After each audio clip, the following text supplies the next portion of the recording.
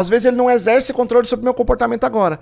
O que nós, enquanto sociedade, enquanto cultura, podemos fazer? Vamos fazer o seguinte: vamos criar mecanismos para que coisas que vão produzir um efeito lá na frente, eu crio para criar efeito agora. Deu um resultado Dá um resultado agora, imediato. Então, por exemplo, se eu fizer alguma coisa que vai prejudicar a comunidade, então eu posso ser preso, eu posso levar uma multa. Então agora eu ofereço uma consequência.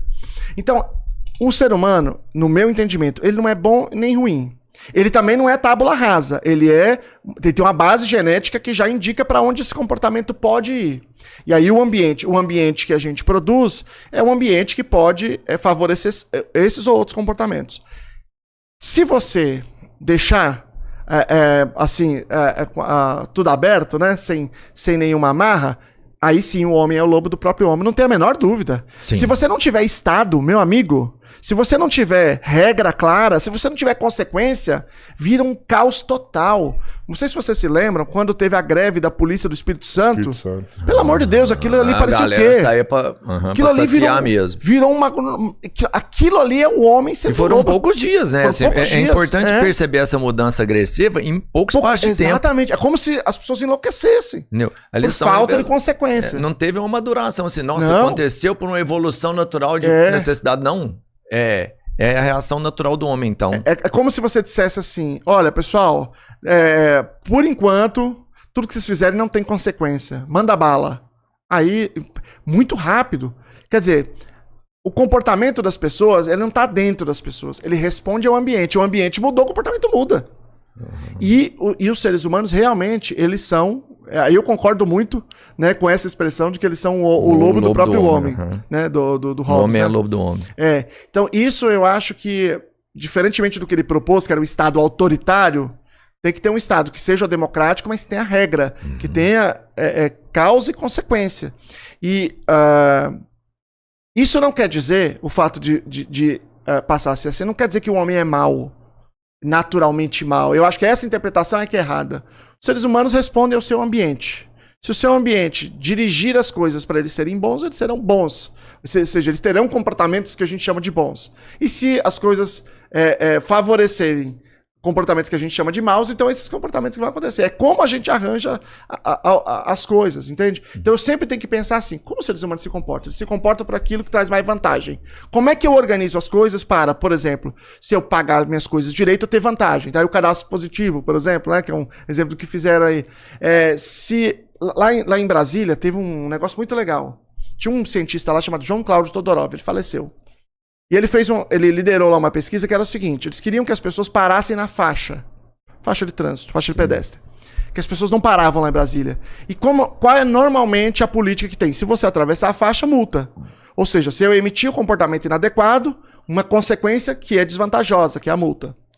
Só que ele diz o seguinte: a análise do comportamento diz assim: você pode usar a punição, mas se você puder usar o reforço positivo, é melhor. Esse é o melhor, né? Porque ele traz menos efeitos emocionais colaterais. Então ele fazia o seguinte: ele fez um negócio que eles ficavam lá próximos. Se a pessoa parava no sinal, parava na faixa, uma pessoa ia e dava uma flor pra ele.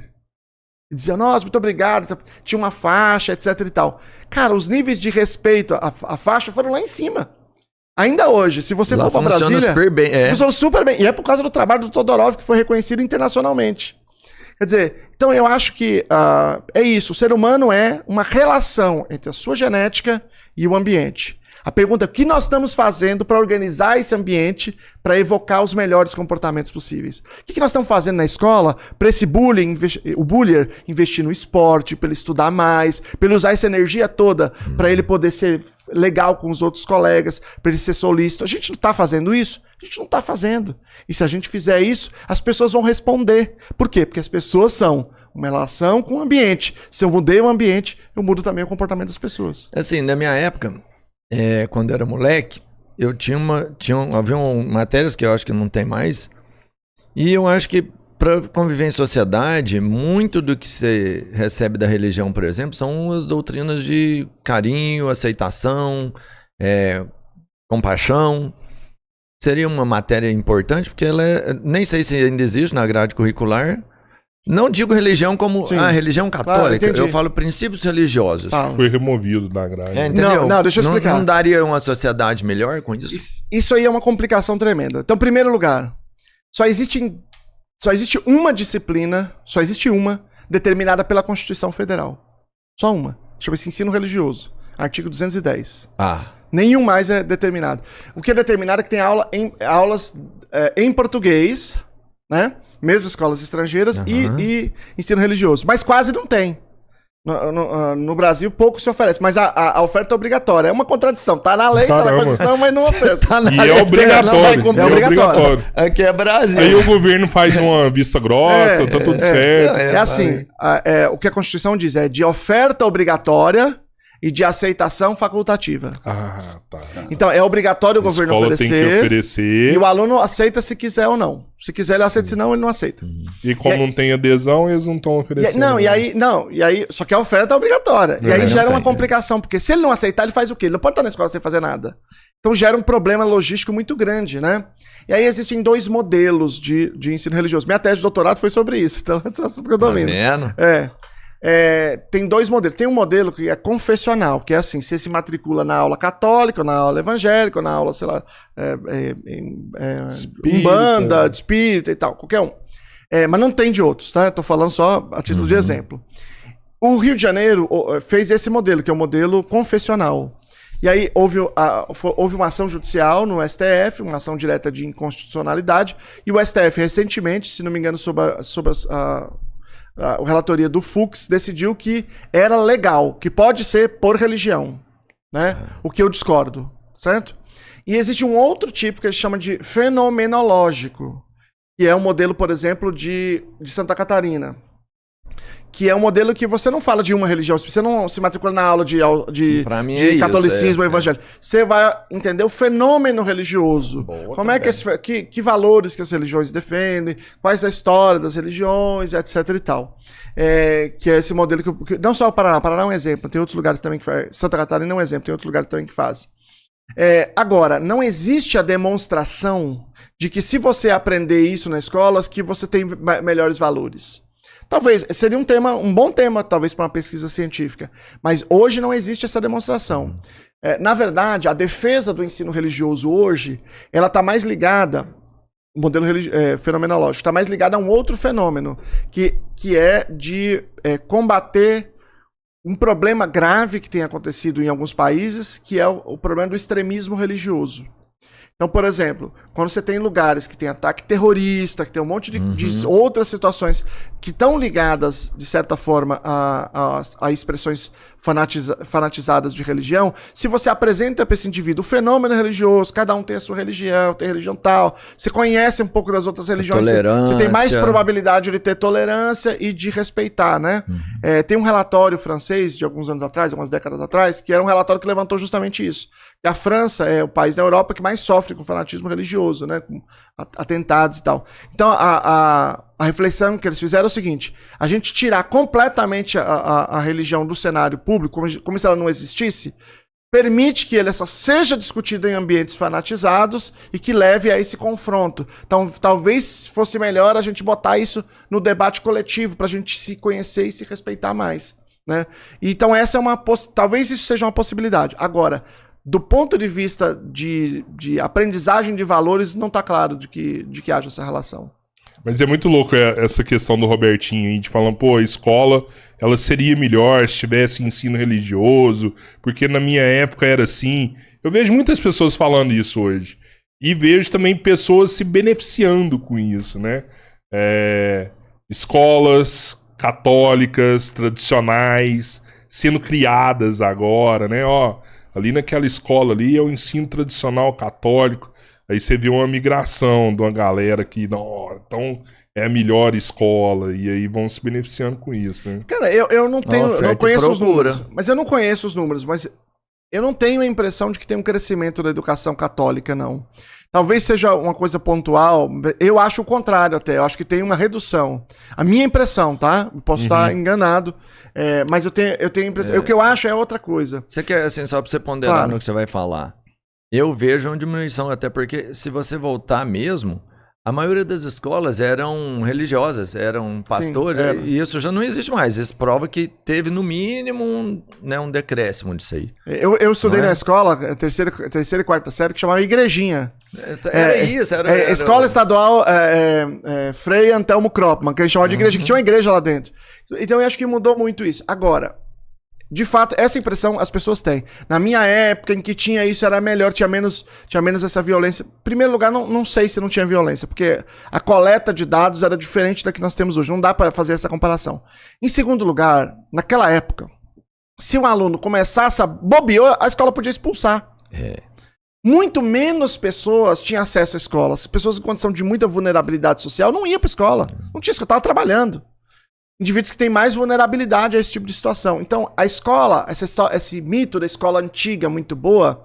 Bom, se eu falar pra você fazer uma escola e disser pra você, escolhe o estudante que você quer, aí é fácil você fazer uma escola boa.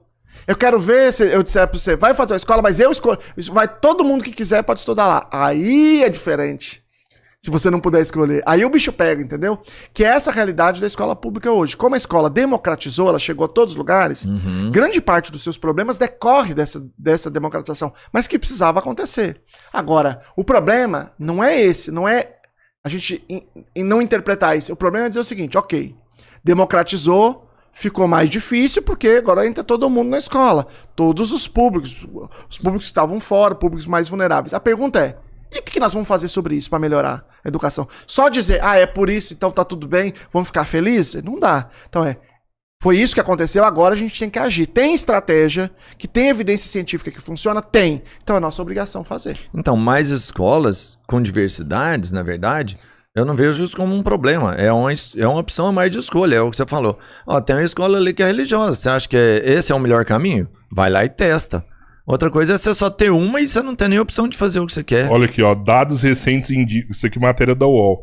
Dados recentes indicam que escolas particulares no Brasil ultrapassam os níveis de matrícula pré-pandemia, com um aumento de 4,7% em 2023, totalizando 9,4 milhões de alunos na educação básica. Valeu. Especificamente as escolas religiosas, incluindo as católicas. Nossa, importantíssimo isso aí, mas não muda nada pra mim. Tô nem aí o que você falou. Tá bom. Eu entendo. Pode ser que tenha um crescimento, mas eu não... Porque eu reparei, assim, ao meu redor, algumas pode pessoas falando, principalmente lá em São Paulo, quando a gente vai gravar lá, eu já ouvi alguns convidados, tipo assim, não, vou colocar na escola católica ali, porque é o que precisa. Escola católica hoje são as melhores e tal. Eu notei isso. Não, se tiver a escola católica, redor, pra assim. mim, ela é melhor, só perde pra militar, e a militar só perde pra particular só perde pra pública. Não, mas a católica é particular, pô. Não, você mesmo. Bom. Só porque perde a escola é escola. a você católica entendeu? pra você só perde pra escola militar. E a militar só perde pra particular, e a particular só perde pra pública. A gente tava falando de escola militar ontem. A PUC é no melhor, carro, né? então, de todas? Sem dúvida. Se você tivesse Então, uma igualdade... A católica pra você é a pior. Mas escuta A que você assim. quer o ensino religioso é a pior.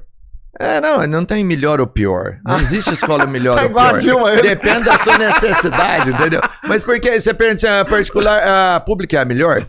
Sem dúvida. Se eu tiver o mesmo ensino em todos os lugares, Não. obviamente a pública pra mim será a melhor. Não, mas você entendeu? Você tá dizendo Agora assim. qual que é a melhor? Pra ser mim, pública é melhor, isso que você quer dizer. Não que hoje ela é melhor.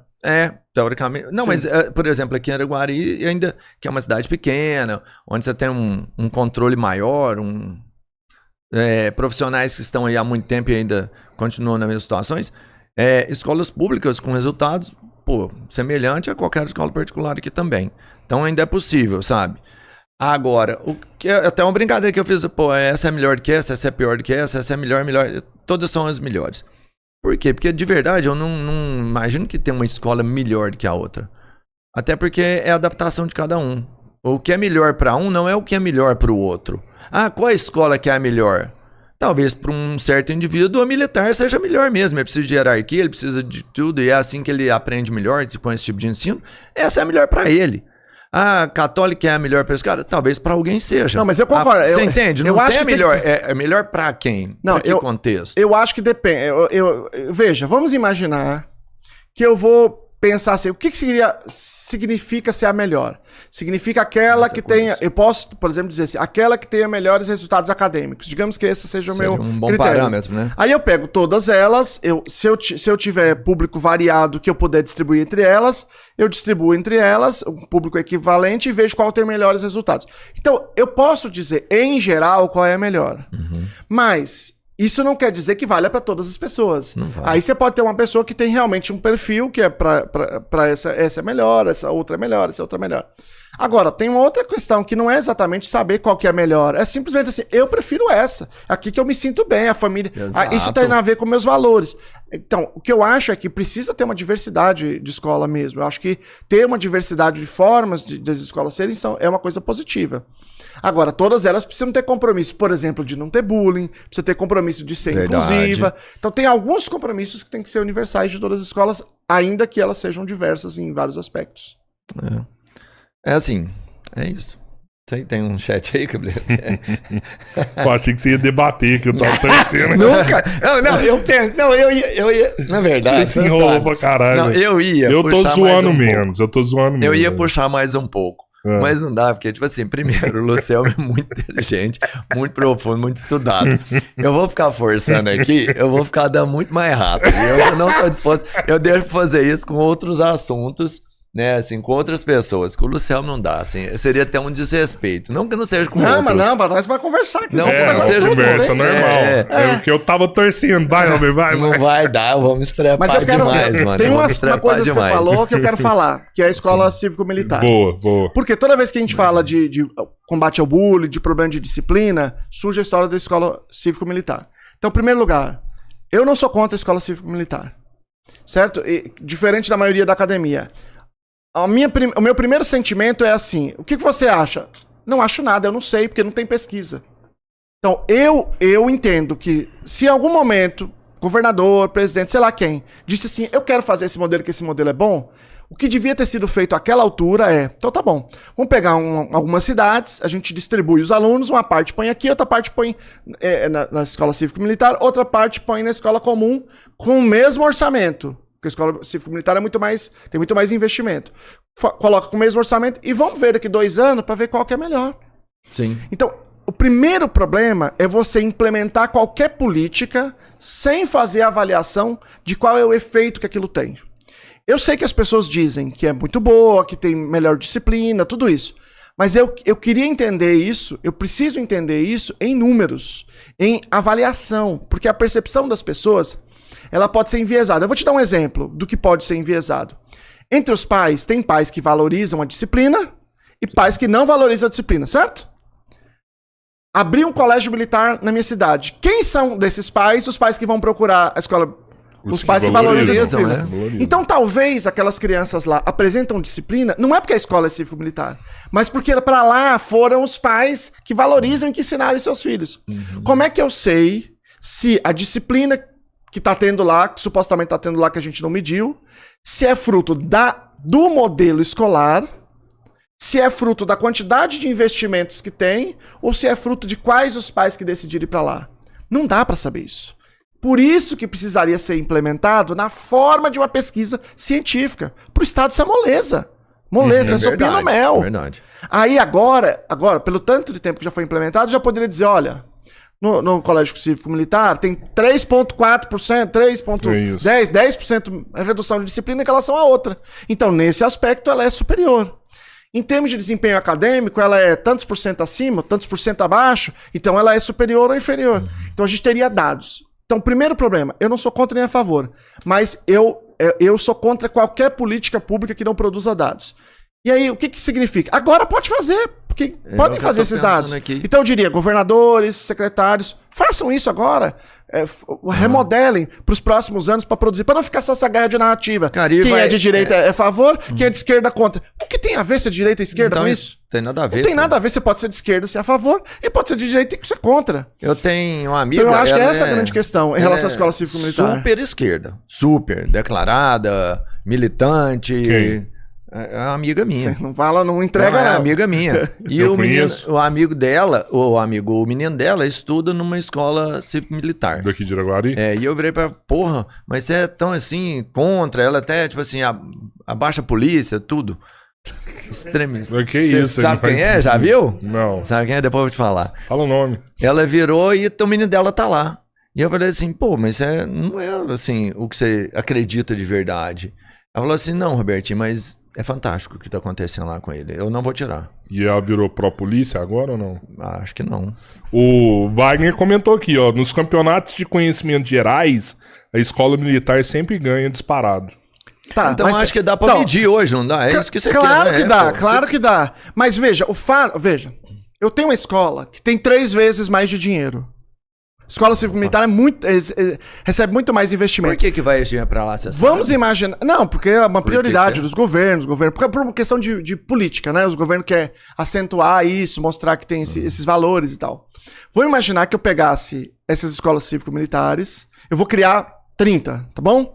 Então eu vou pegar mais 30 escolas que não são cívico-militares, são escolas civis, e vou dar o mesmo dinheiro A para essas mesma 30. verba. A mesma verba. Então, ela hoje ela tem um desempenho melhor que outras escolas que tem 1/3 do valor. que recebe. Entende? Se não fizesse nada, só desse 3 vezes mais de dinheiro, já vai ter Já um vai desempenho ser melhor. melhor. Aham. Então, eu não tô dizendo que não é por causa disso. Eu estou dizendo que eu não sei. Então, a nossa postura tem que sempre ser, não sei. Não dá pra saber. A não ser que a gente faça política de uma maneira proposital, desenhada para isso. Eu dei esses dias uma palestra, uma formação sobre desenho de políticas públicas baseadas em evidências, em educação. Então eu cheguei lá e eu peguei programas educacionais que existem, e aí eu fui fazendo uma simulação. Esse programa aqui, por exemplo, tem 10 anos, tem 20 anos. Ninguém faz a menor ideia se isso funciona ou não funciona. Ninguém. E mete mais dinheiro, toda hora é bilhão para esse projeto. Então, e se a gente fizesse desse jeito? Não gastar nenhum real a mais, mas você ia permitir você desenhar a política de uma maneira que você sabe se aquilo funciona ou não. Vou te dar um exemplo. O governo federal, ele tem uma verba para alimentação, programa de alimentação, certo? Então ele dá lá não sei quantos centavos para cada criança que tem a merenda na escola. Bom, vamos imaginar que alguém chega, um prefeito diz assim, a Undime, que é a União dos Secretários, diz, ô Ministério, a gente queria fazer um negócio bem legal. O negócio é o seguinte, a gente quer fazer self-service nas merendas, porque tem lugar que já fez isso, né? Só que nós precisamos de 5 centavos a mais por refeição. Aí a gente vai implementar um projeto, quem implementar esse projeto, você dá 5 centavos a mais. Aí o órgão pode dizer, mas por que você acha que self-service é melhor? Aí ele vai dizer assim, por exemplo, ele pode dizer várias coisas, mas por exemplo, ele vai dizer assim, não, é porque se for self-service, aquele aluno que tem vergonha, ele vai comer. Então vai aumentar o engajamento na merenda, e isso aí vai ser bom para muitos alunos que hoje não estão comendo na escola. Porque às vezes ele tem vergonha de pedir para tirar uma coisa do prato, porque a tia coloca tudo lá. Então, no self-service ele aumenta, a gente sabe que aumenta. Então o Ministério deveria dizer, aumenta? Será que aumenta? Eu não sei se aumenta. Ah, mas a Undime disse. E daí que a Undime disse? Ah, mas não sei quem o autor falou. E daí que ele falou? Então eu poderia fazer o seguinte, ó. Quem que quer fazer esse programa? Tem aqui 50 prefeituras, 100 prefeituras, 100 prefeituras, tá bom. Vamos sortear. Eu vou fazer com 50 eu não vou fazer. E aí eu vou fazer o seguinte, eu vou medir, eu vou botar uma câmera nos refeitórios de 50 prefeituras que não vão mudar e de 50 prefeituras que vão mudar. Então eu vou deixar essa câmera lá, digamos, por 2 meses. Depois eu implemento em 50 dessas prefeituras. 50 eu não implemento. E vou continuar a câmera, mais 2 meses, por exemplo. E aí depois eu ponho a inteligência artificialzinha lá e ela diz, nesse aqui que é self-service, aumentou o engajamento de comida ou não? Ou não aumentou? Aí, depois de 2 meses, eu sei se aumentou ou se não aumentou. Você vai ter os números. Ou aumentou ou não aumentou. Qual que é o custo disso, gente? Uma câmera de 20 reais, que depois você tem um algoritmo de inteligência artificial e qualquer que faz isso, que conta quantas pessoas comeram ou não. Então, eu sei se funciona ou não, mas se eu não faço isso, nós queremos 5 centavos a mais para self-service. Tá aqui. Aí, implementa. Funcionou? Não sei. Não faço a menor ideia. Pode ter, inclusive, ter feito o contrário. Talvez tenha diminuído. Porque os alunos, às vezes, ficam inseguros de pegar. Não sei. Então, a política pública não é desenhada de uma maneira que permita eu dizer se ela funcionou ou se não funcionou. Por quê? Porque quem está desenhando a política não está preocupado com isso. É irrelevante. Então, na educação, isso tem que acontecer. Por exemplo, ó, a lei diz que a educação tem que ter política anti-bullying. Vamos imaginar que a prefeitura faz, ou as escolas particulares. E elas às vezes fazem. O que elas fazem? Fazem uma palestra de autoajuda que fala, gente, bullying é mal. Depois no final põe uma musiquinha e canta, bullying é do mal. Aí depois diz, não, fizemos uma formação, tem uma política forte anti-bullying aqui. Isso aí serve de quê? Só que eu digo que não serve. Eles dizem que serve. Quem tá certo? Se ninguém mediu nada, sim, eles seguem a vida como se estivesse valendo. Então, se a gente vai fazer uma política de bullying, tem que dizer assim, como é que eu meço o bullying? Vamos, por exemplo, vamos imaginar que eu tô na escola hoje, escola X lá, e teve um ato de bullying grave, com violência. A escola vai lá, não sei o quê, uma violência leve, mas foi uma violência. A escola vai lá, chama os pais, pega um livro preto e anota. Cadê esse dado? Esse dado não existe, está lá dentro da escola. Você vai passar de escola em escola num livro preto? Então, se um município, por exemplo, se ele quer implementar uma política anti-bullying, o que ele faz primeiro? Ele faz um sistema em que toda a escola vai lançar isso dentro do sistema. Você tem as várias categorias de problemas de comportamento, ele vai clicar, e aí ele vai fazer primeiro um monitoramento. Quanto que é que está acontecendo de comportamento problema na prefeitura? Então eu vou ensinar as pessoas a registrarem, vou ensinar as pessoas a qual caso que elas vão registrar, qual que elas não vão registrar. Eu vou fazer com que todas as escolas se comportem da mesma forma, registrem da mesma forma. Então, eles estão registrando, tá bom, daqui 6 meses estão registrando. Agora eu vou implementar a minha política. Será que vai diminuir? Ou será que vai aumentar? Ou será que não vai fazer nada? Aí eu consigo monitorar, eu consigo tomar a decisão baseada em dados. Mas aí eu faço uma palestra de autoajuda. Aí eu digo, gente, as pessoas todas gostaram, se emocionaram. Muito boa essa política. Isso não tem cabimento, né? Isso aí é brincadeira com o brasileiro, né? Pô, assim, a gente sabe que hoje tem uma valorização, principalmente por parte da direita, da escola cívico-militar, né? Mas ao mesmo tempo tem uma demonização da escola cívico-militar por parte da esquerda, né? Uns falam que é muito bom e outros tem até gente comentando aqui, pô, escola cívico-militar só forma fascista.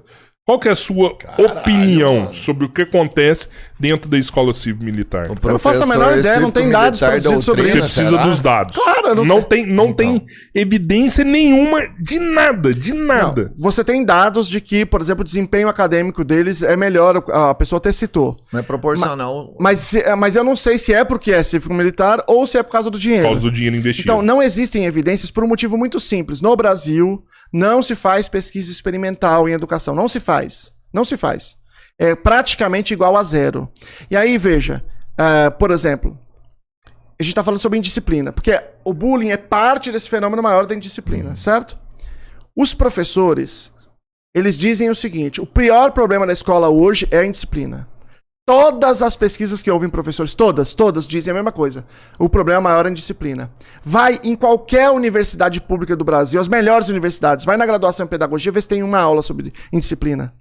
Eu não tô falando uma disciplina, eu tô falando uma aula, só uma aula, só na terça. Nada. Que o professor diz, pessoal, tem aqui 2 estratégias para indisciplina, tá aqui, ó, o jogo do bom comportamento, PBIS, não sei o quê. Não existe isso.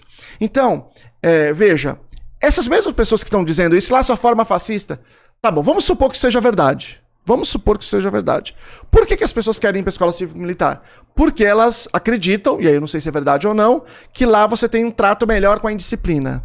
Então eu pergunto para a mesma pessoa que diz que forma fascista, você ou as pessoas que você segue, estão ensinando outras práticas para lidar com a indisciplina sem ser por via cívico-militar? Porque não estão. Porque nas universidades, claro, que existe uma presença muito maior da esquerda. Uhum. Essas pessoas que estão reclamando da escola cívico-militar, elas estão dizendo assim, bom, gente, vamos enfrentar a questão da disciplina agora, com outros métodos, porque senão as pessoas vão apoiar a escola cívico-militar? Não. Então é assim, ó, eu não quero escola cívico-militar e também não quero fazer nada para reduzir a disciplina. Eu não quero nada. Eu quero que continue do jeitinho que está e todo mundo diga que tá bom. Aí não dá, entende? Então, assim, eu acho que existem outras estratégias que não tem nada a ver com escola cívico-militar e que são muito efetivas para lidar com a disciplina.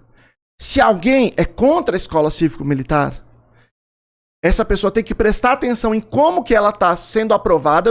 Aqui em Araguari deve ser a mesma coisa que em outros lugares. Todo mundo aprova, as pessoas querem, elas adoram a escola civil-militar. As que conhecem. As que conhecem, né? As que não conhecem é outra coisa, mas as pessoas que conhecem, em geral, aprovam muito.